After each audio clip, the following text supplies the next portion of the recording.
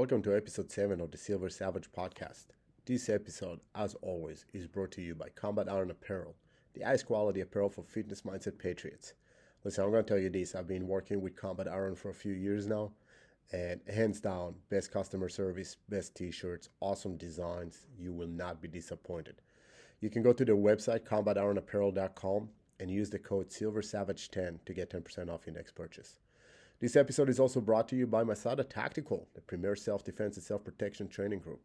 We have classes for civilians, law enforcement, healthcare, corporate security, in fitness, firearms, self-defense, and everything in between.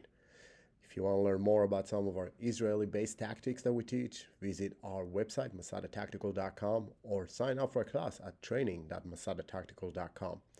Use the code SilverSavage10 for 10% off your next training class. Today, on our show, we have Stu Jones. I'm super excited about this one. I'll be honest, Stu and I go way back. The very first defensive tactics class I taught in Alabama, he was in. He kind of stood up, someone that was there eager to learn, and he did not fuck around. I'll be honest, he's one of the only people that I will invite and allow to take a promotional test at our school in Baltimore without ever taking a class by us. I would just send him the curriculum, and he would come and test and pass with flying colors. Stu is a veteran law enforcement officer, serving patrol, criminal investigation, narcotics. He's an instructor, firearms and defensive tactics. He's team leader for a multi-jurisdictional SWAT team. He was a sniper, or is a sniper, and he was also part of the U.S. Marshal Regional Fugitive Task Force down there in Alabama. He's an author of multiple sci-fi /action/thriller novels, including a multi-award winning It Takes Death to Reach a Star duology and Condition Block, both co-written or co-authored with Gareth Worthington. That's a lot of THs there for an Israeli. Anyways, without further ado, Stu Jones. You have sequels to this one yet? He has two. Yeah, and I have them. Yeah, that's a trilogy. Yeah, so I need to. I'm going to read this one again, but I want to read all of them. I love this genre. Unlike BK, who condemns Christians, I am a Christian myself. No, I'm just kidding. Damn Jews. I know what I'm going to have to edit out. No, I love your the way you wrote it. So yeah, thank you. I'm definitely a fan. All right. Now let me put my game face on now. Yeah. All right, I'm officially recording. Stu Jones. Stu. I met you the first DT instructor course I ran in Alabama in Pelham. You were in it, and kind of like my relationship with Steve, which we always call was love at first punch. I also met him at the DT instructor course. Very similar. You and I kind of hit it off, and the one person I make a point to always reach out to and make sure I get when I go to Alabama is you. So we have a good history together now that I think about it. We've been through some stuff, and Stu also assisted teaching the counterterrorism school a couple times and DT instructor courses a couple times. And Stu is also, just to kind of frame it from a DT standpoint before we get into all the other stuff that you do, is the only person, short of Steve actually, that I allow to not train by us really, come and take promotion tests just because I really trust his skill set and for him to work out and train on his own. Steve similarly skipped a few belts just because I trust his skill set. So I paid for it though. Yeah, in blood. You always pay for it. I think it took a good 2.5 weeks of recovery after that. You know what made me feel really good? When I asked Stu after the test if it was worth for him coming and what he think about it, and his one comment was, it was legit. And when Stu said that, I'm like, we're onto something. We're doing something right. And I think I said that from my bed. I think I said that from my bed where I couldn't move. Yeah. Covered in ice packs. Yeah. So Stu, instead of me giving your bio, because it's super in depth, there's so many facets to you. How about you give us the snapshot of who Stu is? So professionally, I've been in law enforcement for 17 years. It's been, I work in a mid-size agency, sheriff's office here in the Birmingham area. And so I've had the opportunity, unlike a very small police department or just a mega NYPD Baltimore PD, size agency, I've had the opportunity to just do some really cool things. So, started back in the early 2000s, on patrol, worked patrol 8 years, 9 years, had an opportunity to take a transfer to CID, worked criminal investigations, sex offenders, sex crimes, that kind of stuff for a few years. That was plenty of that. Had the opportunity, that was about the time I met BK, and had a chance shortly after that to go out to the Marshal's Gulf Coast Regional Fugitive Task Force, and got to run around with them for about 3 years as one of their TFOs. Best assignment of my career. It'll go down. Because that's what everybody who's a cop gets into law enforcement for, is go run around and chase bad guys, and that's Even all Marshals, right? When Marshals join, they all think they're going to go straight into that, not realizing they're going to have to do some court time. Even so Marshals, you went straight into it. As the saying goes, he who has hunted men and loved it has never found pleasure in anything else thereafter. That's right. Hemingway. Yeah. So it's so that was just an incredible assignment. It was really hard to come back from that. But I got my leash jerked and told to come home, and so and so I came back and did another little stretch in investigations until I took a promotion to sergeant, at which point, low man on the totem pole, kicked back out to patrol for a few night shift years, and then took a lateral transfer to be one of the sergeants over the county drug enforcement task force. So that's my current assignment. So I've had just in between that, defensive tactics instructor, firearms instructor, and SWAT for 15 years, and played my part in that whole gig. So I've just had a lot of, like, I think the thing though is that, like, I'm not different.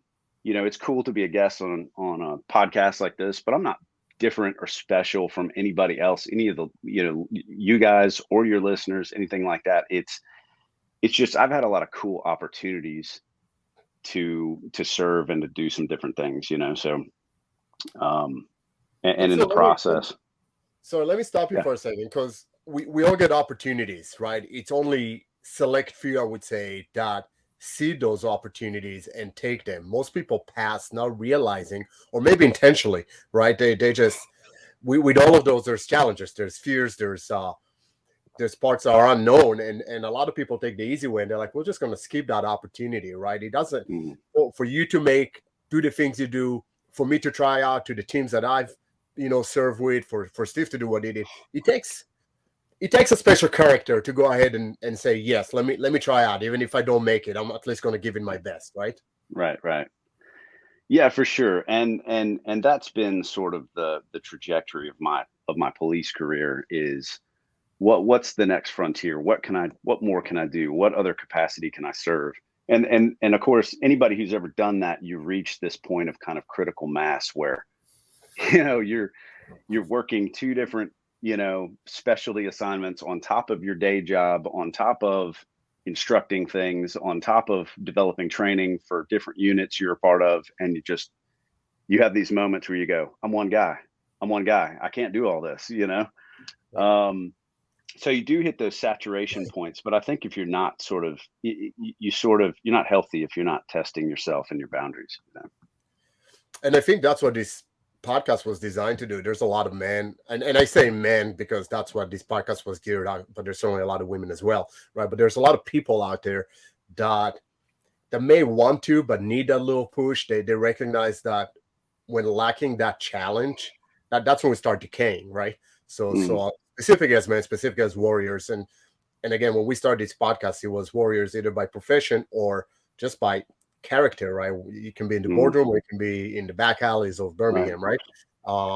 People need the challenge in order to grow, and that's really what we want to give them, and that's what we thought you'd be a phenomenal guest, because not only did you rise to all those challenges.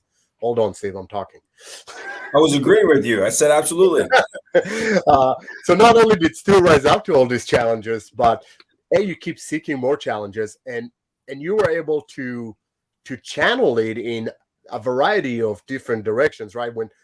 When I send the intro email to you for this this podcast, I made the analogy of you being a samurai. Historically, samurais have to learn how to fight, but also how to do some sort of art, right? Haikus, paint, do something, right?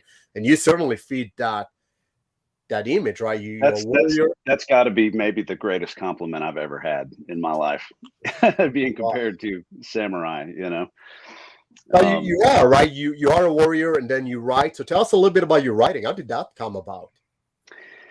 So it's always been there. It's interesting. It's almost it's the yin and yang, the two wolves of my personality. So there's a side of me that needs to see justice served firsthand in my community. I was the kid on the playground in elementary school that would intervene in another kid getting beat up only to take a beating myself. So I wasn't special. I just had this desire to sort of stand in the gap. And so there's that side of my personality. That's always been a very driving force. My heroes were John McClane and Dirty Harry and people like that coming along, classic movie police officers, heroes. Yeah. And so that's kind of what drove me in that direction. But there's always been this creative drive inside me as well. I've always loved stories. I've always loved telling stories. I've loved movies and books and all these things, different media my whole life.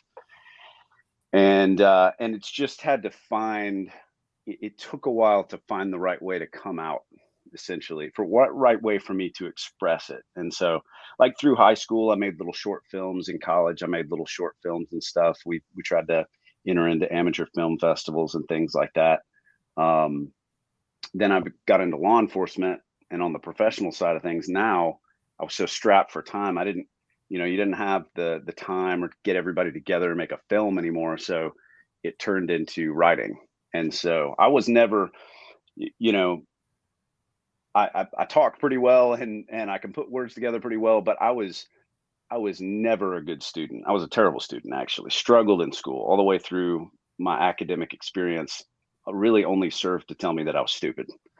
And some of that I think is honest to goodness a failure of our academic system, because it judges everybody by one standard that not everybody learns that way. And so but all that to say, there was all this creative energy and this sort of storytelling drive that was just waiting sort of to be unlocked in the right capacity. So once I got into law enforcement, I started writing just as an outlet, because I was going to go crazy. Like the 3-ring circus upstairs was going to make me nuts if I didn't have some way to kind of process that. And in the process of kind of getting that creative outlet, also processing some of the garbage that I dealt with on a law enforcement front, and that we all, those of us in the job, all know about the things that weigh you down, the things that keep you up at night, the things that, sit on your conscience, or, the what ifs, or the, if I'd done something different, would this situation have turned out better? All those situations got poured into that first book that you mentioned, Steve. And I felt like that exploring that struggle of faith was perfect for a backdrop that was post-apocalyptic, where just the gloves were off and humanity had gone berserk, so. What do you feel was stronger as a drive in this book? Was it the post-apocalyptic theme that as cops we see the civil disorder and stuff like that, or was it the religious theme? And I know the two combined, right? But what drove you more? So it was the faith-based themes were very core to it. So obviously, I mean, you can see on my inspiration wall here, I've got Mad Max, Judge Dredd, and Blade Runner. So it's, these things have been like core to my influences. And so Mad Max, that post-apocalyptic wasteland bandits, and, like No One Is Coming, like that seminar, I see you guys boosting, like that whole you're on your own, survive if you can sort of thing always intrigued me. And so doing that against the background of a guy who's really been torn to his foundation and lost everything, what sort of light is there at the end of the tunnel? And that was what kind of initiated that. Not only that, you highlighted something there in that book specifically too, and I'm sure in your other books, which I will shortly read, the capabilities of society when there's no structure governing them. And many people fail to realize first responders, not just law enforcement, are that, that wall that keeps that line of chaos and civility at bay. Right. So I definitely saw that.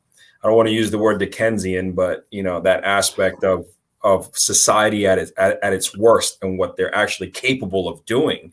And many people, I hate to say, are unfortunately ignorant, of that just like that, you hit the switch and it's going to become Maslow's hierarchy of needs, everyone for themselves. Right.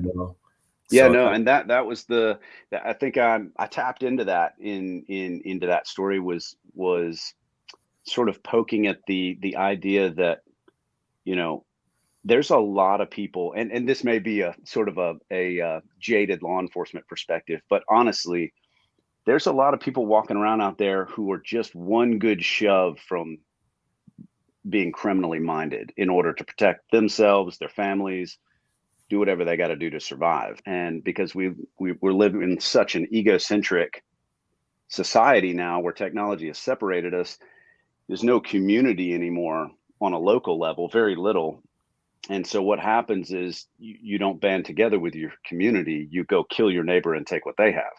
So it's a very different mindset, much different than humanity has ever lived in before, this era. So in this era, because I think we only go in a cycle, right? We've seen this in the past, and we're seeing it now again. And it's amazing how your stories, right, that were written years ago, if I'm looking on the news headlines today, right, it very much almost like prophecy, right? And again, we know it goes in cycles, so it's going to happen again. So I'm going to interject one more thing. I was very happy that Stu decided to incorporate a Jewish character, an Israeli.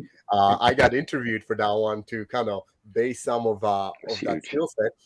Turned out that it ended up being a female character, so I don't know what that says about me. But she was in the third book, right? Yeah, she shows up in the third book, and she's a late addition to the overall series, but she's one of my favorite characters throughout the entire series. And I added her in because I wanted to kind of build this bridge, this sort of alliance, if you will, that sort of was speaking to the fact that, under circumstances like that, facing desperate odds, and the villain in that story is essentially a guy who's possessed by a demon. So I mean, it's a very sort of light and darkness collision sort of thing. So the good guys are sort of they sort of follow this, this guidance, this faith perspective. But this Israeli IDF soldier she shows up in the third book. She kind of falls in with this group, and sort of the realization there is, hey, we worship the same God. We're all on the same team here, like we're all pointed in the same direction. There's no reason for us not to ally with each other, and so that's kind of how she came about. But your interviewing you to help bring her to life was, just instrumental. I actually took an experience you talked about, hanging on the pull-up bar, and built that into her character, to kind of show her toughness and resilience and where she came from. Now when I read that book, I can't picture her without looking at your face now. So it's going to be this female character with BK's face when I read the book. I'll take it. I mean, whatever. No, it was a lot of fun to see the process. I mean, I'm not a writer. I tried several times to put thoughts and pen to paper type thing, and I certainly don't have the creativity. So it was fascinating for me to see the process from different angles. That you and I talking about your ideas before you even started writing, and then seeing the first book and reading it, and then being interviewed for one to base a character. It was very cool. So you made a little bit of a transition though from that trilogy into a different type of genre. recently, right? Tell us about that. So it's a little bit multifaceted, but essentially, following that initial trilogy, I'd wanted to tell that post-apocalyptic sort of thing, but really give it a light, a strong sort of like The Stand, a strong good versus evil, light versus darkness, but put a strong sort of faith-based spin on it. And coming out of that, it's a long story, but I ended up becoming friends with another writer who I encountered his work and I liked what he was doing.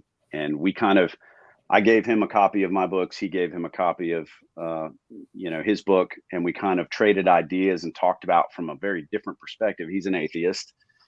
And so we had very different perspectives on each other's works.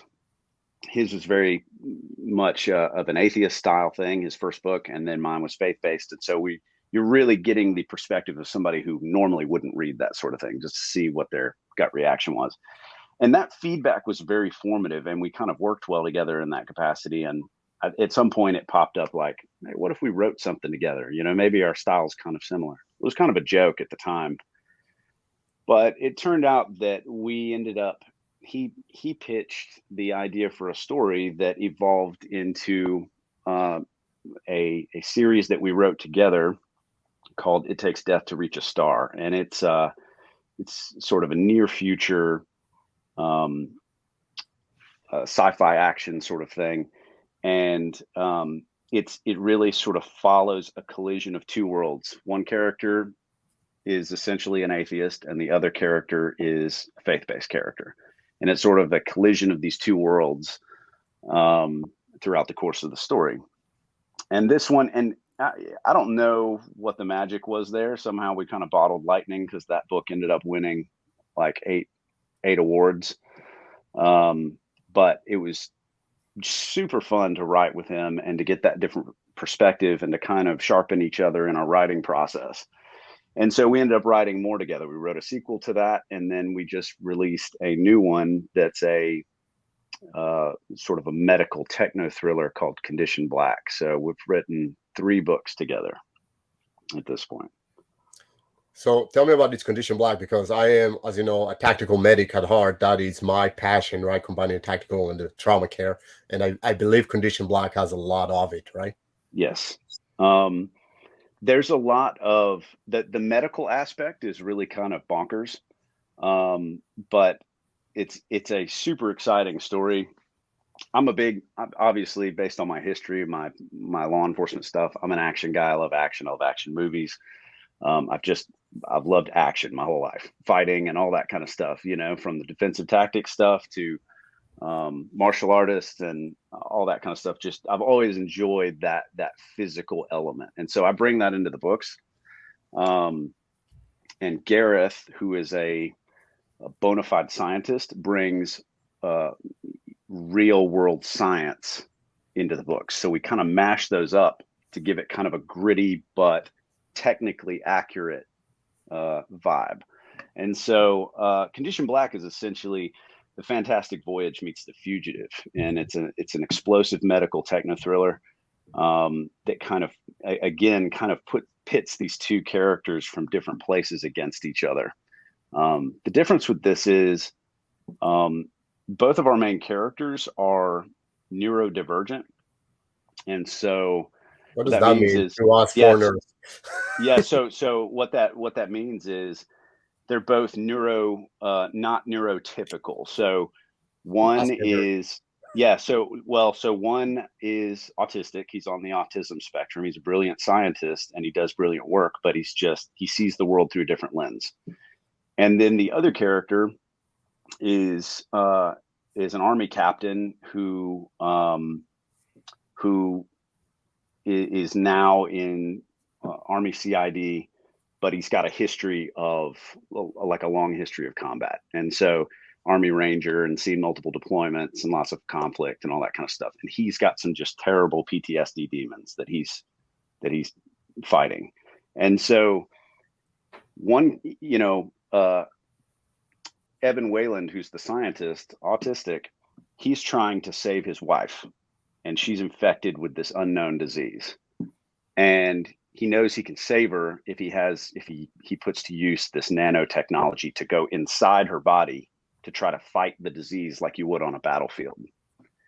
And Billy Vick, the Army captain, realizes that by doing that, he's going to cause it to mutate and become something much worse than it is, something that like a global killer, right? And so Billy sets out to stop him. And so Billy's trying to stop an outbreak and Evan's trying to save his wife. Neither of them are bad guys, so to speak, but they have different agendas, and that puts them in conflict with each other. And so it's in the finale, it's really pretty crazy. They're piloting VR nanobot technology and clashing inside the body of Evan's wife. So it's really pretty nuts. Well, where can people find it? It's all over the place. Yeah, it's Right. all over the place. You can get it on Amazon. Order it from any of the major booksellers. Ask for it at your local bookstore. And it's called Condition Black. Condition Black. Yeah, Perfect. Stu Jones and Gareth Worthington. Awesome. Well, I know I'm gonna buy it because I'm all into that kind of stuff. Being Jewish, I'm just teasing. So Stu, just kind of backtracking a little bit, right? So we concentrate on your artistic side. I want to go back to your warrior side a little bit, right? Yeah. You've done a lot of exciting things, right? And you're a family man, and I met your family. I love your family, and God knows your wife is just as much of a warrior as you are to keep you in check, right? That's right. Yeah. What are some things you're doing right now? So in reference to what? So just in law enforcement, because you said you're back to being doing a little bit of investigation. You're doing narcotics, right? yeah. But you're also an assistant team leader. Am I correct? Yes. Yeah. So I'm juggling several different balls right now professionally. I'm one of two unit sergeants for the County Drug Enforcement Task Force. So we've got a decent size operation there where we work together with multiple municipal partners. It's under the county banner, but we work with multiple partners. They send officers to get sworn in with the sheriff's office to have overarching jurisdiction, and then we go play within the county essentially. But it's been a really interesting transition for me because I never worked narcotics before going to that unit. So going from the Marshals, where all you did was like see bad guy, jump bad guy, take bad guy to jail, like that was the game. So to go sit in a car and pull surveillance and watch a dope deal happen in front of you and let them walk has just been a real learning experience for me. Knowing that you're going to build this bigger case, but in the moment it's difficult. So, but it's been a really enjoyable assignment, something different. And that's the thing that I've been really blessed to experience throughout this whole process was, it is the opportunity to kind of shift from one thing into the next and just get a lot of different experiences. So some people, and there's nothing wrong with this. Some guys will work patrol their entire career, love it, eat it up. That's all they want. Some guys will get, work their way into homicide or whatever, work that in their entire career.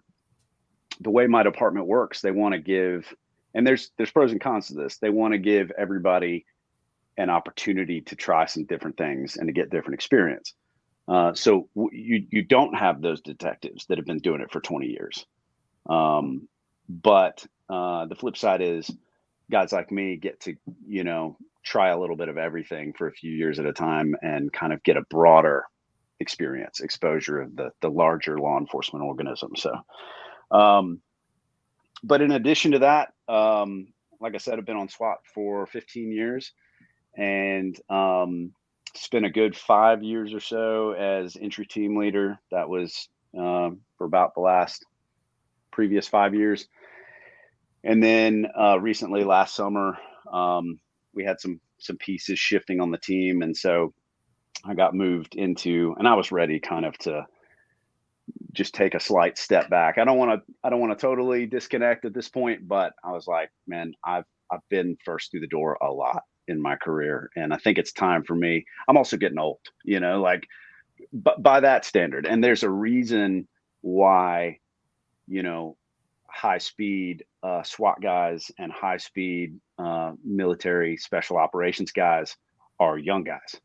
It's because a lot of years of that beats you up, man, and it will chew you up and spit you out and leave nothing left. And so I get out there still and I'll run around with these guys, but now at almost 42, I'm trying to keep up with these 26-year-olds. And they're just going to run circles around me, because they're at that stage in their life. So, I think I was starting, this is a difficult pill to swallow, but I was starting to realize, okay, I'm at a phase in my career where I need to take just a half step back. I'm still going to be there. I'm still going to be in my kit on scene, helping. I'll be another body if they need me, but it's time for me to step back and let my experience talk a little bit more and be a little bit more of an advisor, and so I'm kind of an assistant commander role at this point. I think one of the hardest thing for me was when the Israeli military, I did reserve for the longest time, right? So even once living in America, I would go and serve and assist. When I got the letter when I turned 40 that says we have 18-year-old kids doing your job, we don't need you to do them. Well, like that stung a little bit. I'm not gonna lie. Yeah, right? yeah. And you know what? You bring a point about experience and people that are doing the same task for 20 years, right? There's obviously a lot of experience they bring with them, and towards the end of their career, they'll just know stuff, right? They just see something and they know where it leads, right? They've done it so many times, and there's a big advantage to that. But an advantage of rotating people like your agency does, I guess, is bring those fresh ideas in, right? And seeing things from a different angle, because sometimes we get those blinds on and we just stop seeing the big picture as much, right? We just know what we know. Yeah, so you get stagnant. Yeah. And you know what? I find that I can still keep up with the 26-year-olds, but recovery, man, that's a bitch. Yeah, it takes a lot longer than it takes them. That's it for sure. Last time I saw you was when we taught the DT instructor course in Alabama, and you guys were running testing for your SWAT team at the time, and we got into a discussion about the mindset of law enforcement today, and some of the candidates you were getting. It's a different world, right, from when you went in. Oh, what are you seeing? Oh, it's worlds different. When I came on, and I bet Steve feels like this too. When I came on, it was like, brand new guy, green as a stick. But in my mind, it was like, as soon as I have time, I'm going to try out for the SWAT team. I suck and I don't know anything and I'm weak and disgusting, but I'm going to give it everything I've got and see if they'll take me and maybe shepherd me and help me learn something. And I was just hungry for it. I mean, as soon as I could, 2 years in, I tried out for the SWAT team, and it almost killed me. I mean, quite literally almost killed me. I think my blood pressure was like in the 300s. It was just ridiculous. And there was honest to goodness, a part during, and our tryout's stupid, but there was a part during the tryout when the people around me screaming at me and everything just faded out. And all I could see was black silhouettes against a white, like movie screen, white background. It was just shadows against a white background. And, it's probably a miracle I didn't have a stroke, because they sat down, the paramedics checked me, and they were like, the guy who was the team leader at the time came out and said, what's the status on him? And they said, his blood pressure is like, 260. Like, it's not good. And he said, oh, he's still alive? Outstanding. And I mean, that was the, that was what he said. So I like it. Yeah. So, but all that to say, like, I was hungry to come out and get on the team. And when they took me on, I knew it was not because I brought anything to the table. They just saw that I had heart, really, more than anything, and the ability to be cultivated, and that I was going to bring that to the table. And so now it's not that the actual quality of people is less or anything. We've got some very bright folks that are coming into law enforcement these days. It seems like it's less than it used to be. I remember taking the test with like 400 people for 3 slots when I got hired. And And now it seems like you gotta beat the bushes a little more to, get people interested, obviously, in the day and age that we live in. But we have a bunch of young folks that are, they got hired on, they're earning their stripes, don't come out for the SWAT team. And so it's like, and some of these guys are like healthy, fit, take care of themselves. They seem like they got the right kind of drive. They're great patrol officers. So, they've got the right instincts and those sort of things.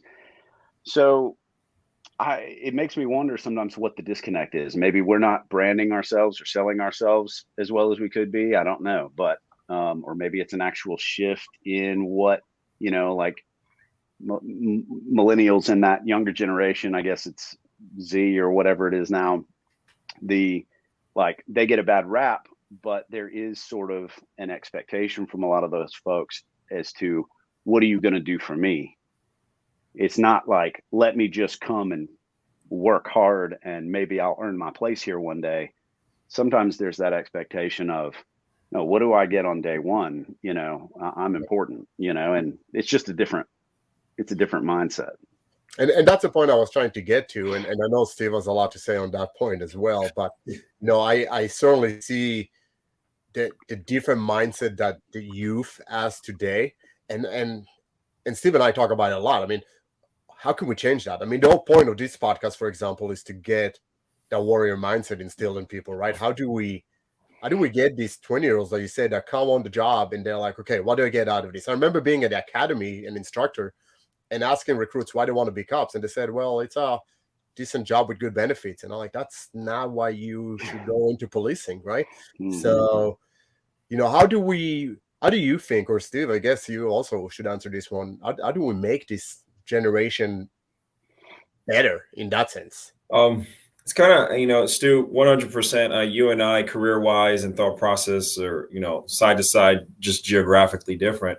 I spent 4 years, a little over 4 years as a recruiter, which was an odd change for me considering, being high, SWAT and all that stuff too. But I got to see that firsthand. And I empirically, it was almost disturbing sometimes when you'd have these young potential applicants that were smart, going, and the first thing they said, well, if I get hired, can I go straight to captain? Or if I get hired, can I just go be a detective? I don't want to work patrol and stuff like that. And, I never broke anyone's spirit because they obviously had an interest of law enforcement. They want to serve. And, I can respect that, round peg, round hole. I would just tell them maybe traditional law enforcement is not for you. There are other options and try to gear them towards that. And BK, to answer your question, I mean, motivating a generation that's influenced by, society, the government, and, whatever came before them, it's difficult to change that. I mean, you look at us, we're old school warriors, especially with the significant change in law enforcement now. It's hard for me. I know it's hard for you, Stu, BK, seeing the changes that are happening, seeing the less, the effect that it's having in law enforcement. It's difficult to change. And you see a lot of people retiring early, leaving early. So as far as changing a generation, I don't think that can happen. I think the change has to come within an institution, like Stu said, making a unit more marketable.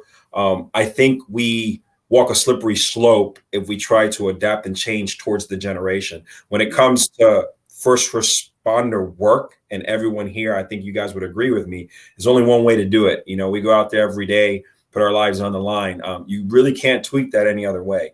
You kind of mentioned something before, Stu, in the beginning where you say, I'm no better than anyone else. I'm the same as everyone else. I saw a really cool saying on a shirt. I'm not promoting this brand for any reason, although I wear their clothing regularly. But it said on the shirt, it's because it's not because I can and you can't. It's because I will and you won't. Right. And that's essentially what we are. We know we're not going to be millionaires being first responders in the military, but we have that drive within us. And I think every generation has that. So we can't force the ones that are not that to do it. I think we're just seeing kind of less and less, which is scary of it. Yeah. Okay. Thoughts, concerns, comments? Yeah, man. No, I I think you can't not see that sort of shift when you go through the years like we've had the last few years, that summer of riots that we had, and it was just who's going to look at law enforcement and go, that's what I want to do? When you see, police officers in riot gear having concrete blocks thrown at their heads or Molotov cocktails thrown on them, and that's not considered deadly force they can act against. It's nuts. Who wants to put themselves in that position? Or end up on trial for doing their Yeah. job. Yeah. And just to play devil's advocate, though, think about the few that are still choosing to become first responders now. Kudos to them. Yeah. Because it seems like the world is against them, but they're still stepping up to do what they do. And some of them are legacies. Their parents were military law enforcement, and many aren't, though. And I applaud that, because honestly, having the mentality that we have coming from a different generation, I don't know if I could do it now. Yeah. Yeah. Stu, what do you do to maintain your warrior status right now? So what's your deal? Like, I know you still work out, you still do some defensive tactics, right? I see your Instagram punching, bags between, whatever else you're doing. What's your life like now as far as the warrior mindset is concerned? So fitness is huge, obviously, as it is for a lot of us. And I used to train at a place called Combat Fitness Training Facility, run by a guy named Sean Dixon, who's a great dude, Army Ranger, and he had started this facility that really, this was back in right around 2010 when I started working out there, and his whole mindset was he wanted to create a facility that trained cops and military guys and first responders to be the best version of themselves, to be as fit as they could be. Lots of functional fitness stuff and all that. And it was through that process training there that I started really getting into functional fitness and seeing kind of the benefits of that. And I got into sort of the CrossFit style way of doing things there for a while, right there when CrossFit was like really booming. And but what we were doing up there was really more of a grind. It was like, I mean, honestly, two or sometimes 3 hour long workouts where you just flipping tires and carrying ammo cans and rope climbing and all this kind of stuff. And it was just a grind, and you would leave there and feel just smashed. That's so awesome. And that it was great. It was a great facility. And it's too bad that he ended up closing the gym later, because the truth is, there's a very small group of people that want that. Most people want to go hit their spin cycle and, go walk on the treadmill or around the track or whatever. And it's a sad thing. And there's nothing wrong with this, because fitness is fitness and fitness is good. But in that business, you got to cater to like the soccer moms and those people too, in order to keep your business alive. And so, he wanted to be hardcore about it, and I loved that, and the guys who were there loved that, but it just couldn't sustain. So all that said, that set the foundation though for the way that I like to train. And so now I've got a pretty decent garage gym set up, and I don't try to go to a box gym or anything like that. I work out. I'm motivated, so I work out here, good 5 days a week, and I'm constantly coming up with different, ways to try to punish myself. Tap into a lot of different online sources for programming and stuff like that. See what you guys are doing at Masada Tactical, and try to emulate some of that stuff. So, but the caveat there is that I've also, getting into my 40s, I've realized that I was really heavy lifting big there for a while, and I kind of reached a point where I realized, I was like, dude, you're 5'8". Like, how big are you really going to get? What you're doing at this point is risking your health, when you're trying to pull a 500-pound deadlift. And so, I started scaling that back and doing like higher reps, low to moderate weight, and doing a lot of circuit training and a lot of boxing and, fight workouts and stuff like that. And so that's as far as staying sharp, it's really a lot of fitness based. I love boxing and kickboxing and martial arts style workouts. And so I try to do a lot of that. Training wise, I try to keep up on all my DT systems that we do and stay certified on those. And work out with, do classes with you and stuff when I can. also do some Wing Chun Kung Fu training with a Sifu not too far from here as I can. So, but the difficult thing is I'm in a phase of life, young kids and that kind of stuff, where it's hard for me to really carve out a lot of time to train like I used to, man. I used to be, 5-6 days a week I was doing martial arts of some sort, but at some point that's kind of got to shift. Gonna throw the teaser out there. When are you coming to test your next level in Israeli combat system? Yeah, I would love to. And this is a little bit of a sidetrack, but I just found out, or just realized, that I had talked to Robert the other day, because I was trying to get over there to do stuff with them, and I realized that He's in Florida now. Yeah, that they had moved, so that's off the table. Yeah, but I think they're still trying to build something in the Birmingham area, and if not, then maybe we should. But that's a different conversation for a different day. Right. Stu, this was fascinating. So a few closing comments, if you don't mind. First of all, if people want to get in touch with you, assuming you wanted to get in touch with you, where should they follow you? Yeah, so at Stu Jones Fiction on really Facebook. I've got a Facebook page and Instagram. Stu Jones Fiction. You can, that's probably, I'm most active on Instagram, but I kind of double post onto Facebook most of that stuff. So, but I try to keep kind of updates on my writing and stuff. It's pretty author focused on that side of things. And then StuJonesFiction.com if you want to know about my works, books I've written and that kind of stuff, and what I'm into, a little more back history on all that. Cool. We'll make sure to add all that to the show notes.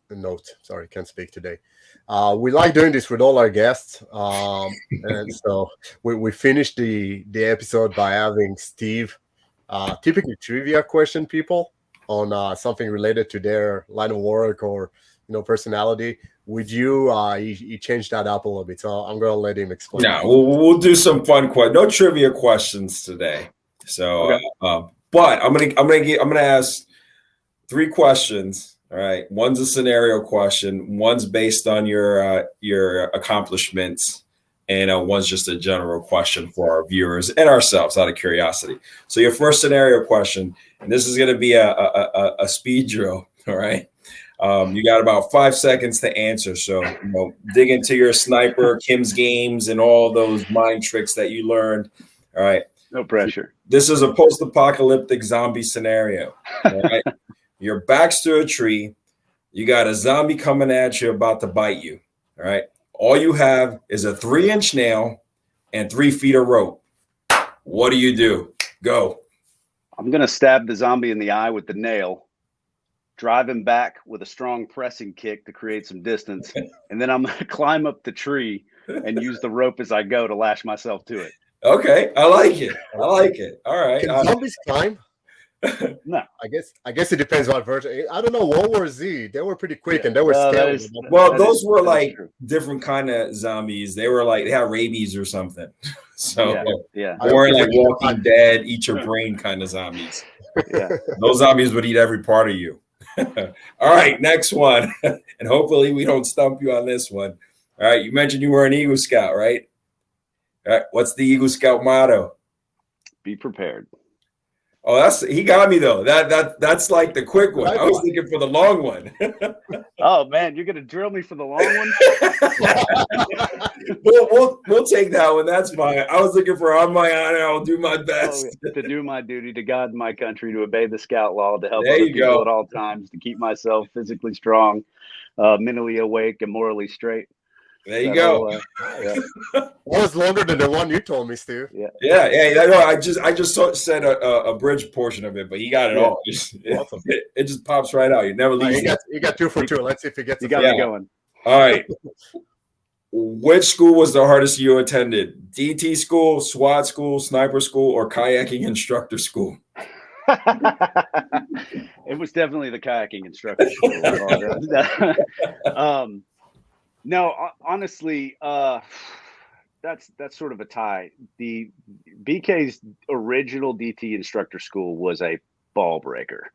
I think it got, as time went on, the skills were all still there. The intent was all still there, but I think it got maybe just softened the touch to be palatable to the general masses because, we had like 6 people medical out in my class. I mean, we were just brutalized, and that was one thing I found so attractive about it. Yeah.